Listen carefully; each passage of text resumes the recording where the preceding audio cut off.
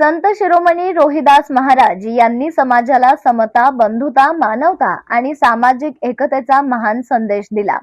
त्यांच्या विचारांचा आदर्श घेऊन समाजातील प्रत्येक घटकाच्या प्रगतीसाठी एकजुटीने प्रयत्न करणे आवश्यक आहे, असे प्रतिपादन आमदार डॉक्टर सुरेश भाऊ खाडे यांनी केले। संत रोहिदास महाराज गुरुपौर्णिमेनिमित्त आयोजित कार्यक्रमात ते बोलत होते। यावेळी त्यांनी संत रोहिदास महाराजांच्या प्रतिमेस पुष्पहार अर्पण करून अभिवादन केले।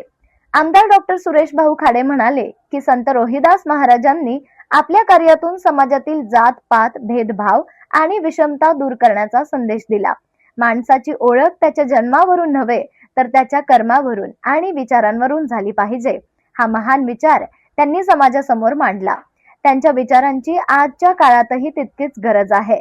गुरुपौर्णिमा हा आपल्या जीवनाला योग्य दिशा देणाऱ्या गुरुजनांप्रती कृतज्ञता व्यक्त करण्याचा पवित्र दिवस आहे। गुरु आपल्याला ज्ञानासोबतच चांगले संस्कार आणि जीवन जगण्याची योग्य दिशा देतात। संत महापुरुषांच्या विचारांचा वारसा पुढे नेत समाजात शिक्षण, सामाजिक समता, बंधुभाव आणि एकतेची भावना अधिक मजबूत करण्यासाठी सर्वांनी प्रयत्न करावेत, असे आवाहन त्यांनी केले। संत रोहिदास महाराजांचे विचार केवळ उत्सव आणि जयंतीपुरते मर्यादित न ठेवता ते आपल्या आचरणात आणणे हीच त्यांना खरी आदरांजली ठरेल। त्यांच्या विचारांवर चालत एक सुसंस्कृत, समतामूलक आणि प्रगत समाज निर्माण करण्याचा संकल्प करूया, असेही आमदार डॉक्टर सुरेश भाऊ खाडे यांनी सांगितले।